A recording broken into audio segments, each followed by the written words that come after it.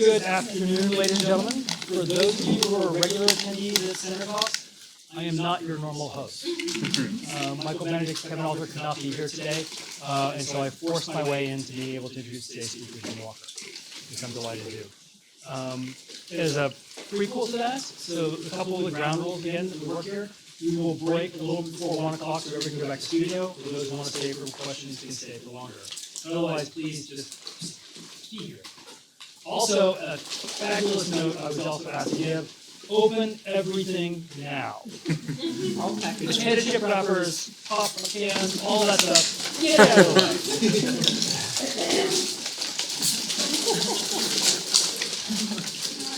The sound of progress.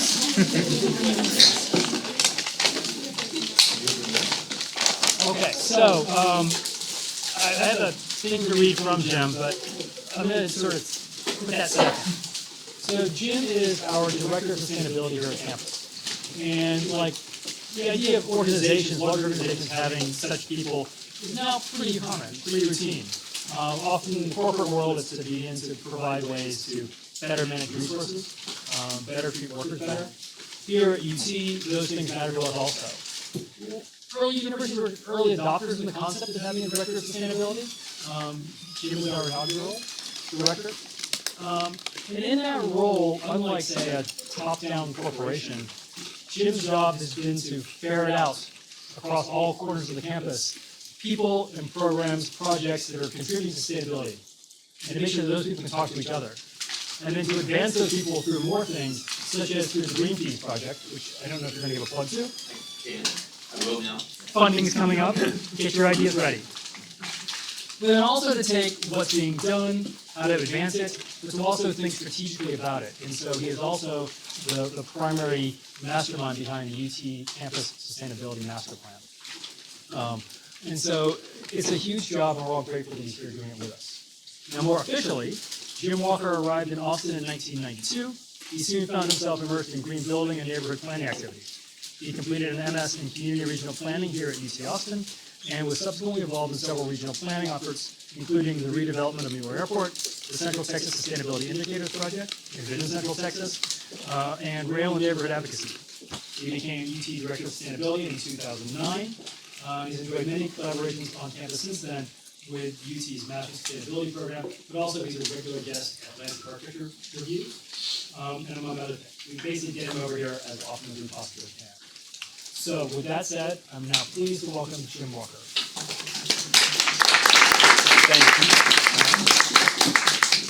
you. And it's a pleasure working with Alan on a lot of the things that we get to collaborate on together. He's always listens, and he's thoughtful and he's respectful, and I appreciate that, because you don't always find that when you're trying to pull people together, as you said, to talk. A lot of times people get defensive, want to hold their stuff, but working for the greater purpose, I appreciate that. So I'm going to walk through some of the, and I know this is kind of a shorter session, so some of the recent things over the last 4 or 5 years have been going on with Waller Creek.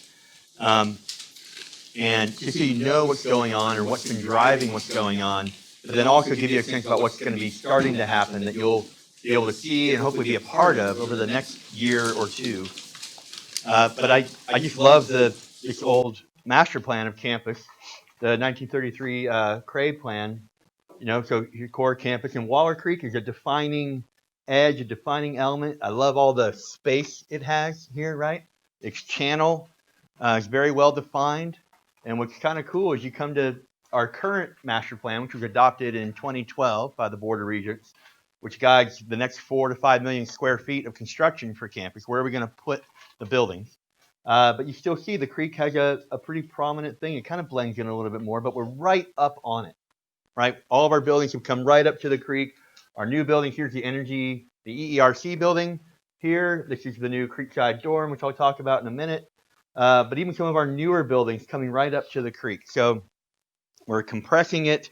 It's becoming an urban creek. Not a lot of open space around it, but it makes for a fun project to have to think about. So that's 2012.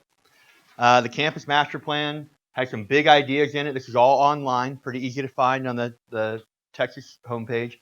So Waller Creek was starting now to be pulled the last several decades, we've kind of let Waller Creek run wild, overgrown, not inviting people down close to it. And that was I wouldn't say thoughtful or planned out thing, but that's just the way that we manage the creek. Let me pause for a second. So other folks who are here with me today, John Burns, who runs Campus Landscape Services. So thank your landscape services guys who are out there making campus look as beautiful as it is. All those guys are with John, and Lisa Lennon is our campus landscape architect. And I'll talk a little bit more about that in a second too. But any specific questions about landscape, I'm going to defer to the experts and just get out of the way. But so very intentional, trying to bring Waller Creek to be a focus of campus. So not leaving it as that kind of ditch in the middle anymore, but really how do we bring attention to it, both as a transit corridor along with San Jacinto, but also as a place unto itself. And that idea started getting more traction in the 2015 landscape master plan, also online.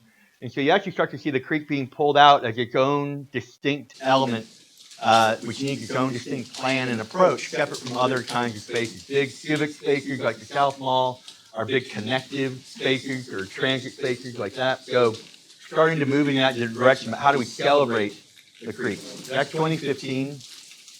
And some of the focal areas in that landscape master plan, really getting into what Waller Creek is, what its current issues are, as I don't want to say neglected urban creek, but as a creek that we kind of left to its own devices. And then we knew where, we were very aware of the city's efforts, the Waller Creek Conservancy down in Waterloo Park, the intake tunnel. We had meetings with them, coordinating with them about the kind of water, the rate of water we're sending them, but also looking more where we're going to be. And the big one, of course, was the medical district, just coming out of the ground. But so here's some of the images coming out of the landscape master plan in 2015. This idea of removing invasives, taking out that kind of undesirable plant material, creating sight lines all the way across the creek, down into the creek, which invites you down in there, but thinking about it as a full corridor here. So these ideas existed in 2015, 2014. Looking at the medical district, the cool part about medical district is a whole other presentation. If we are doing sites, we're pretty solidly a site silver, and we're kind of stretching ourselves to try to get sites gold. And a lot of what that will entail, or the opportunity it brings up, is to have kind of a living lab aspect to Waller Creek through the medical district. We have 3 bioswales in there. We have a large stormwater cistern in there. There's no permanent irrigation plan for any of the landscape in the Dell Medical District. You wouldn't know that, I think, from looking at it, but it's kind of a fabulous pivot for the university to be looking there. So again, some of these images about how we wanted to treat the creek through the medical district, and then seeing that actually come to pass. We all have different opinions about what we think about bank stabilization with walls or treating a creek like that, but when you're building right up on it, as we do, if we're going to be a university that builds inside our current land footprint, we're going to build dense. We're going to try to squeeze as much as we can into tight spaces. Side note, we transplanted 12 trees in the medical district, within the district, at about cost of $2 million. I don't remember the total tally for inches of trees that we moved, but there were some big boys in that we moved in there. These are older photos. I should have brought more current photos that show more vegetation. And then, so all of that was happening 2014, 2015. We have a plan, approach to the creek. And then last April, we had a tragedy happen that happened in the creek. And what, that was Haruka Weiser and the B-Safe campaign is really kind of born out of that. It's come out of that. But the challenge for a big institution like this is how do you respond to tragedy in a very near term, which you really have to do, but still doing that in a way that you're embracing the long-term aspects of place, so that you're addressing safety while also inviting people into a space and thinking about the beauty of that space. So this was a big challenge. It really helped that we'd already had the landscape master plan and some other of the ideas that we already had going through our minds at that time. So we brought in Michael Van Valkenburg and Associates, who had just kind of wrapped up the Waller Creek Framework Plan for the Waller Creek Conservancy, which was 15th Street all the way down to the lake. Looking at those ideas, we brought them in to help us think through this idea of C and B scene, this safety response. As we jump down in the creek, how do we do that in a smart, thoughtful, planful way? Right? We have the expertise on campus to go down in and open things up, and there were some that suggested we should just go start clear cutting stuff and opening it up. But we wanted to resist that. So we brought in a consultant, we brought our own experts together, we had several facilitated meetings, we had a lot of creek walks with UTPD, with an ecologist, listening to you all talk about the different plant types and the different species variants down in there was fascinating for me. But really opening up, I don't know if any of you have memory of the creek before last August, but you really couldn't see across. There was really no penetration, visibility across the creek or into it. So now we're really opening that up in a lot of different places. These are some of the before and afters. So again, without that sign marker, you might not recognize that this is the same corner here. This is right by the Alumni Center. We were concerned here about, we were rushing to do this before the first football game. So okay, well, Alumni Center has Longhorn Foundation, a lot of alums, there's going to be a lot of people in there that have strong memories of the creek. What's going to be their response? How do we communicate some of this? And that went pretty well, if I remember right. Some of the things that we can't see really in these photos, and a lot of the conversation that went on with Van Valkenburg and Associates, and what you all will see when you walk down there, almost down to the species level, how do you open it up? Where do you cut it? What's the right treatment for that stump?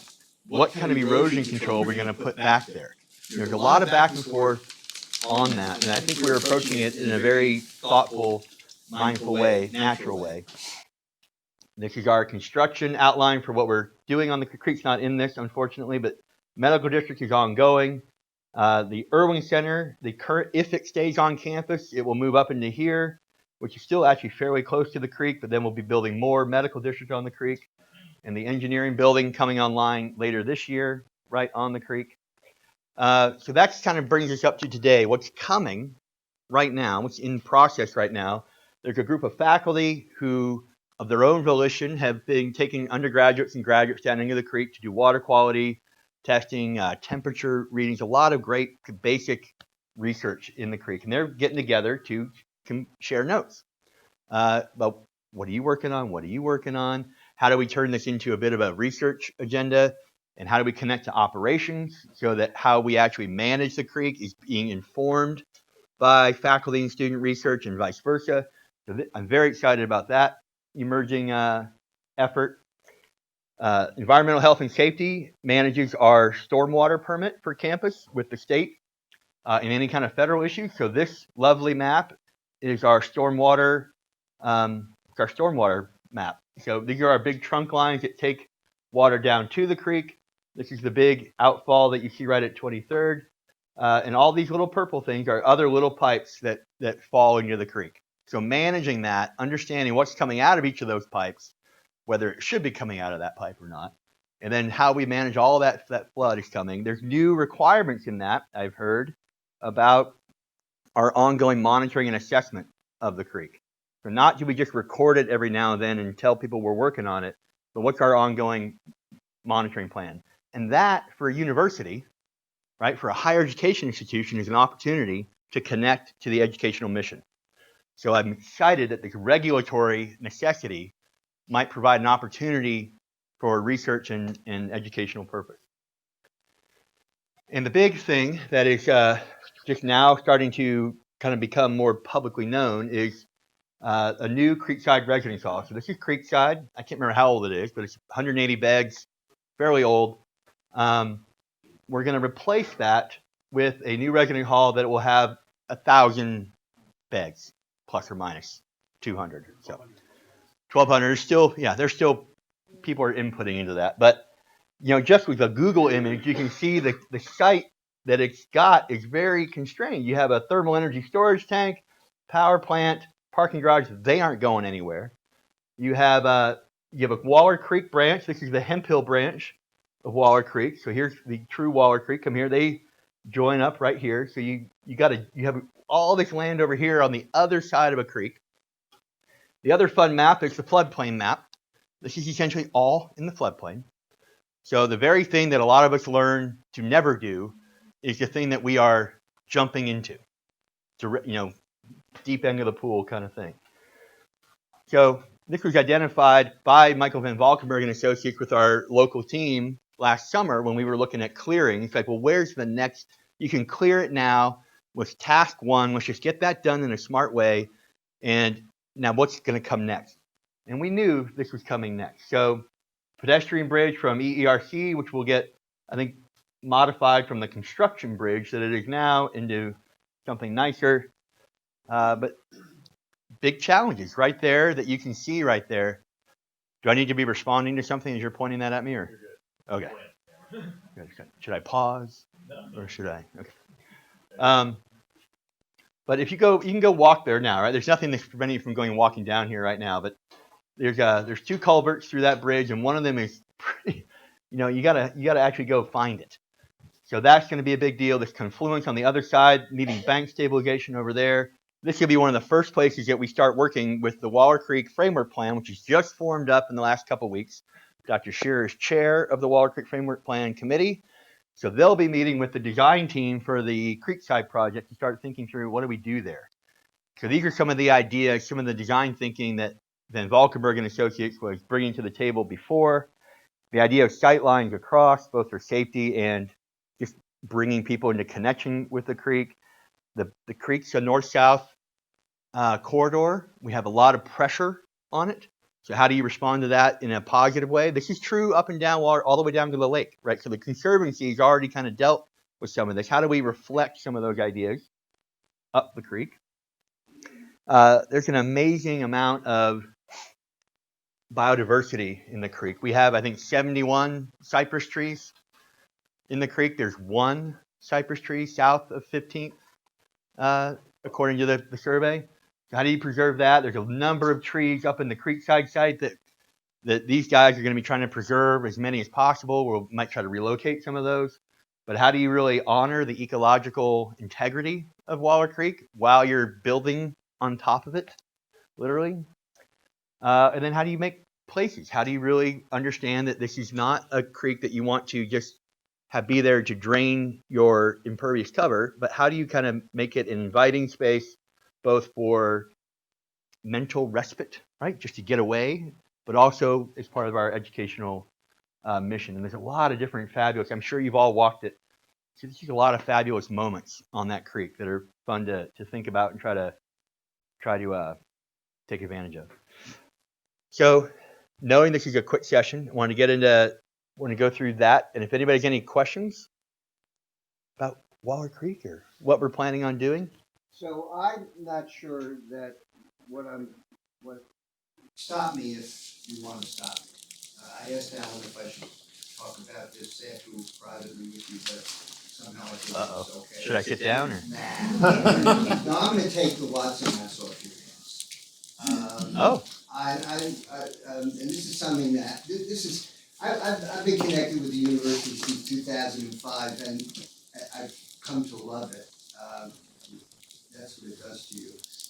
And the one thing I keep wishing we could do better was communicate better, and things get lost. So for about 8 years, Elizabeth Danzy and I and other people in the School of Architecture, Fritz Steiner's been involved in this, what I respect, have been talking about using the Watson House site to create a veterans community park and pavilion. Clay Johnston, when you ask him about Watson House, he said that belongs to the School of Architecture. He doesn't want to be bothered with it. He happens to be my friend, and I'm also a medical doctor, so we talk the same language. Bob Harkins is Hat Club made Bob Harkins the liaison to this project. I'm actually going down to City Hall today to speak to the mayor's office about getting a resolution for this.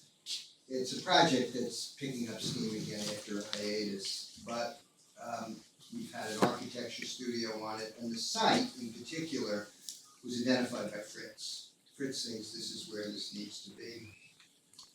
It involves putting a park and pavilion at the side of the Watson House, and by doing that, and Peter Mullen's involved in this too, by doing that, creating a conduit so that people really can go from Peter Street, from south of the lake, on bikes, right up Waller Creek, somehow get past that barrier at the north end of the medical center, 15th, staying on the creek, and then moving on to campus, and using Waller Creek as a conduit, again, for transportation as well as hiking, all the way to the north end of campus. And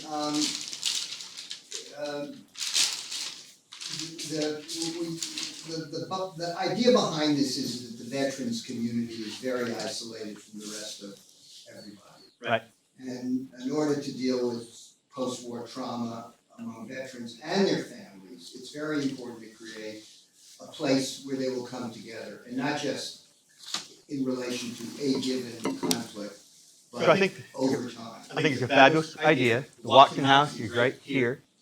It's a historic, I can't remember the exact historic heritage it has, but Frank Irwin gave it to his fraternity brother Watson, and Watson and his partner had it for their lifespans, and it's basically available. So what I've heard in the meetings, and I'm not an expert at it all, is it has a historic nature. The Heritage Society protects it. It's abandoned. It's boarded up. It's kind of it's a security liability right now from Bob Harkin's point of view. But we just built a whole brand new beautiful bridge right here that we're going to be having people use and over here. So the idea that that house has something happen with it, I think has been floating around for a long time. So that's a great idea. I mean, I like the thought of it. The other issue about getting, so if you go the Waller Creek Trail, you can go on the south side of 15th and get there's a little stairway that goes down there, and you can see how the trail just has a dead end on the eastern culvert of the 15th Street Bridge, and it looks like with the intention that it should continue north under that culvert and then have something happen to it. The university had decided during the medical district process to not do that and to bring a pathway over here up at grade to continue bikes and pedestrians northward. But it's a barrier, right? So what the northern flow to 15th hits a wall, has to figure out how to then get here and then kind of navigate the medical district to then continue north. So yeah, Fritz was a proponent of that conversation for a long time. I know Peter wants to do it. I think there's a population health angle from the medical district, medical school on that. But that would be great to convert the Watson House into something, into a destination instead of having it being this kind of thing we hope nobody remembers. The other nice thing about the location is it connects the medical campus, the old traditional campus, and potentially the museum district. Because people visiting the museum district with kids could, in theory at least, get on public transportation, which has been talked about, which would take them right down to the creek from the Blanton, from the Bullet. There's a lot of different things happening in here. This is the only section of Waller Creek that is not somehow controlled by the Conservancy or the university. You know, south of here, the state-owned surface parking lot. In their latest, they're doing a Capital District master plan, envisioning that as a drop-off site for Capital District visitors. So not putting any buildings on it, but bringing more activity to it. But yeah, no, it's a hard to get to location a little bit, the Watson House currently, but I think that's a great idea. The old campus. So that's great. So you don't feel that our dream of doing this is inconsistent with the plans that are Not at all. going forward? Great. not at all. If it did, I'd stop, frankly. I'm not good. No, and that's, I mean, I don't know that I would have, I don't think anybody would ask me what I thought about that. I mean, I think you're gonna get the I think the Campic Master Plan Committee, which Alan kicked on, and which we have, many folks on there, I think the ones that would start to wanna get into that. But- Alan's known about this project for a long Yeah. time, and Alan doesn't hesitate to tell me to stop, so. Well, no, I think it's, I have not heard any other idea for what to do with the Watkin House, that is a positive idea. I've heard lots of negative ideas, but turning it into a destination is a positive idea. Other questions or? Really? Okay. Yeah, well, not for me, it's earlier for me. No, I was wondering, could you, because I want to give you a chance to plug green fees. Oh, right. But also, could you talk more about the notion of living lab and what that means? Because it can mean lots of things to lots of people. Right, so Living Lab is a concept that's out there. It doesn't really have a kind of formal definition yet, but universities across the country are experimenting with it.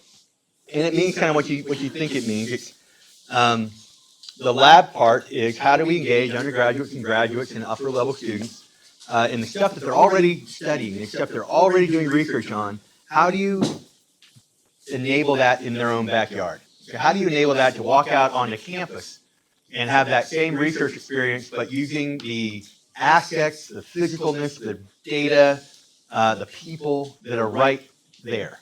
And then the other side of that conversation is how do the operations people, how do we engage with faculty so that we're presenting you, here's the question we're trying to solve, is we put a lot of weird chemicals into the creek because we're a research university, and what's the best way to mitigate that? Because we'll do that, but we want to do it the best way. So this idea of, and you can think of all kinds of other examples. We have the power plant for the UT Austin campus is a natural gas combined heat and power plant. It is the largest university power plant of that nature. It is one of the most efficient in the world for what it is. We have international visitors to that power plant. We go and present about it at conferences. We do not have an engineering degree focused on how do you design and operate a natural gas combined heat and power plant.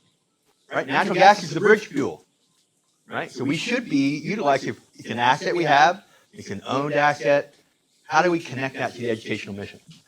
And so there's a lot of that kind of, like I said before, there's a lot of faculty that take students into the creek now, and the landscape studio uses the creek as a in-studio, right? So that is what a living lab is. So, but we're doing that, it's only happening because individual faculty are doing it.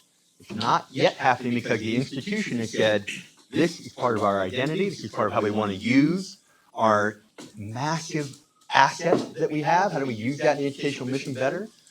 So we do have the President's Sustainability Steering Committees embrace this idea. Dean Wood of engineering, Dean Hartzell of the business school, both already have faculty in their divisions doing this kind of thing. So how do we give it an institutional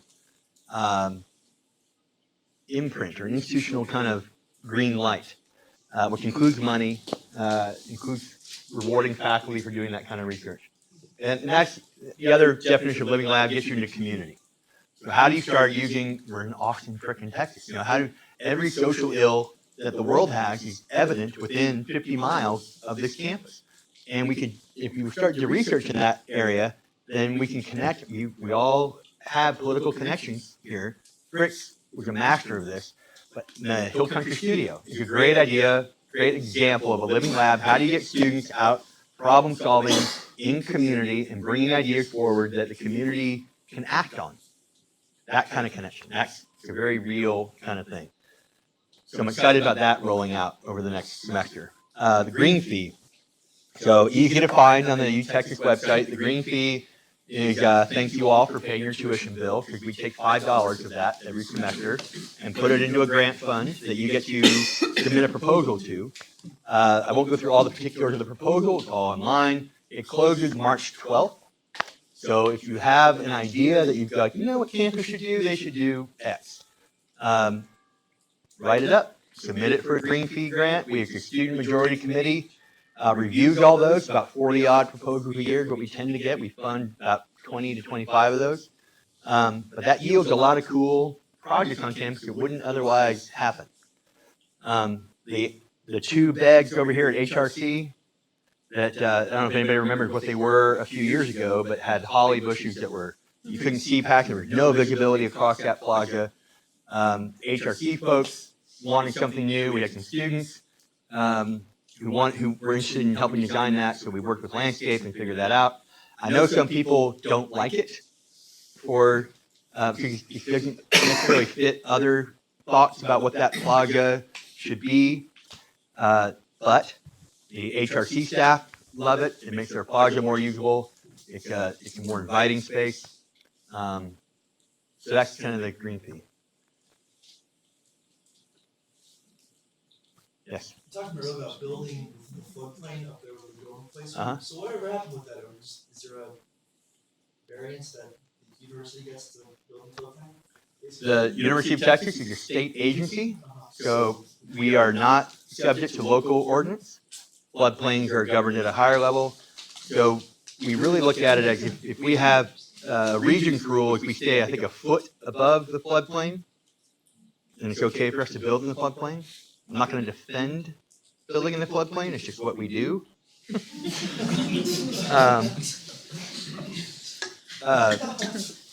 you go. The other rules around it are there's a pretty narrow bed of the floodplain is governed by the Corps of Engineers. So depending on whether you're going to put anything down in there or how much work you're going to do down there, you got to get a Corps of Engineers variance. But we try not to trigger that. So we are a model of how do you build in an urban creek setting, and how do you do that well? And I hope that we do it well. I trust that we do it well. But that's a whole other research topic. Is looking at the stormwater characteristics of the Waller Creek watershed and what's happening north of us. And I mean, the city of Austin just kind of did a whole lot of work at Eastwoods Park, just north of campus, and adding the same kind of limestone banking that we've added. And so, how's that going to change our floodplain that we're trying to deal with? So this is a little reality of urban areas building up on their creeks. Can't defend it, but if you are going to do that, then do it as wisely as you can. Yeah. Speaking of the Creek and Martha campus, is there any effort of the university or the city to partner with private property owners to mitigate stormwater runoff? Because I live near the Hill Branch, and it's just like a concrete drain, really. It seems to be an effort to slow or infiltrate any of that water. I'm not aware of one. I mean, the Conservancy has that kind of charge south of 15th to work with private landowners on not only the interaction with the creek, but I would hope with the quality of the creek. I'm not aware of an effort north of campus in that regard. It's a great idea. I mean, we get a lot of dog poop in the creek that students end up measuring on our section, but we inherit a lot of water quality issues. It's an interesting idea, though. Yeah. Hey. Are there any improvement projects planned for East or West Mall? So West Mall, there's a group, some of you are probably involved in it, looking at the West Mall fountain yet again, right? It seems to every couple of years come back again of what the hell do we do with the West Mall fountain? Beyond that, I'm not sure of any other big ideas there. The East Mall, that fountain is part of the 1996 Pele plan, envisions a whole different, taking that fountain out and doing something completely different there. That doesn't have any funding currently, but that's still kind of the plan on the books. I don't know of another plan that would supersede that or kind of displace it. No, because East Mall was funded and designed studies along the Speedway, but not funded for any construction. And so if anything was going to be done along the East Mall property, it was going to be first fix the fountain with a design by Pete Walker, where it would be a not full-time fountain, but it would be a kind of a cascading stair step kind of thing to be turned on as possible. Yeah, I mean, as you go further, this master plan envisions closing down that part of campus to through traffic, so you'd only have transit. So Speedway is our first really big investment in acknowledging that pedestrians are the mode of mobility on the campus, and everything else comes second. no matter what kind of pain that introduces. But that may kind of keep going as campus densifies. Did that get at your question, or is there? Yeah, pretty much, but, so there's been funding for designs, but nothing's come out of those designs for East Palm, basically? There are still schematic designs. There are no CDs for what to do with these small. Right. Has there been any headway made on the proposed light rail that comes from downtown up along Waller Creek? That comes from. There's not one that I'm aware of that comes yet. So, I think the city and Cap Metro are still amazingly trying to figure out how to bring that idea forward. But light rail keeps circling out there. The campaign approach, and I'm giving you my opinion now. The approach that people take to the campaign part of it keeps faltering and tripping up. The idea of rail is still, in my mind, the best, and I know about the pod system, but mass transit rail is still, I think, the best solution for the urban core of Austin. There's nowhere else to put lanes. You can't get rubber-tired vehicles. There's no other way to get them around any better. We can do all the signal preemption, all that stuff, do all of it. It's still, we're adding too many more vehicles to that. The rail, I think, is inevitable. It's just how we do it. Campus, in the master plan, campus wants rail on San Jacinto. That's the rail corridor. You'll see that in the master plan. That hasn't changed. Campus supports any mobility option that gets people here other than a single occupant vehicle. Anything. If we could invent a transporter or a magic carpet, it'd be great. That kind of stuff. So I guess that answers your question. I don't know when Cap Metro, what the university will not do is get into the operation of a rail system, and we won't get out in front as a core advocate unless something dramatic changes in the president's office. We won't get out way in front of a local ballot initiative like rail will have to be. But we will be there ever more strongly saying it helps us. We need rail. We need it to go to certain kind of places to get our students here. Short of that, though, something the Sustainability Master Plan gets into is how does the university think better about the mobility needs from 2 to 5 miles out? Right, so we got shuttles. You should all be riding a bike if you live within 2 miles of campus. But beyond that, where a lot of our staff live, our 12,000 staff, how do you get those people in more efficiently? And not, so we have 400 people in 78704. What's a better way to get them from there to here? Is it a better bus routing?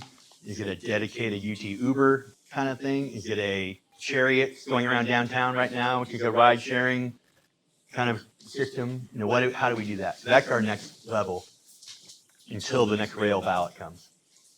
Great, thanks. But don't let anybody tell you UT doesn't support rail. We do. What isn't clear to me, I was just at a meeting with the Lake Plato people on the Creekside dorm, and a student of mine's done a dorm study, and we were presenting there.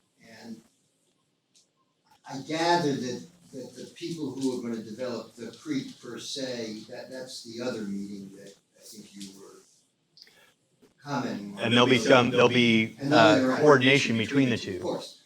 So what I'm wondering about, having lived very close to Rock Creek Park in Washington for 20 years before I moved here.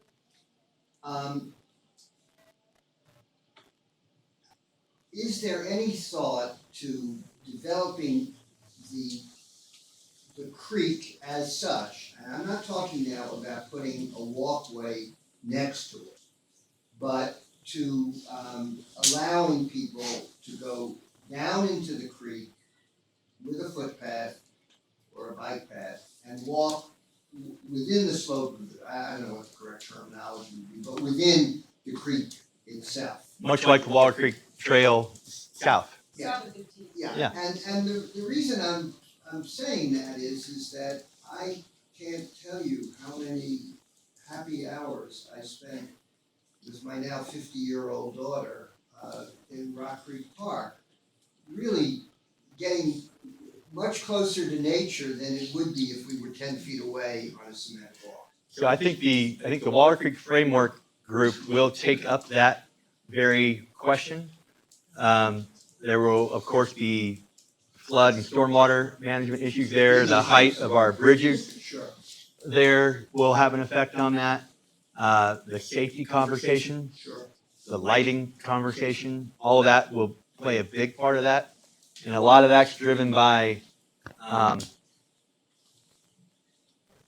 when fear is your driving thing, it's hard to bring an amount of science or data to that to really work that back into a design solution that could work. So We're seeing that writ large with our national government, which Right. has created so much. So, but I think that idea will certainly come up. There is resistance to that right now about, should the university be actively inviting travel along the creek or down close to it, away from where the roadways are, where there's, in theory, more people, more eyes, more presence. So, and it'll come up. It will come up, but it will be a complex set of conversations, not a singular conversation. Yeah. Conversation. I mean, you could argue that if there is more foot traffic below in the creek, it will be safer, not less safe. And that argument will be It's made. a very complicated situation. And So I was just wondering if that's on the table, and apparently it is. The conversation point.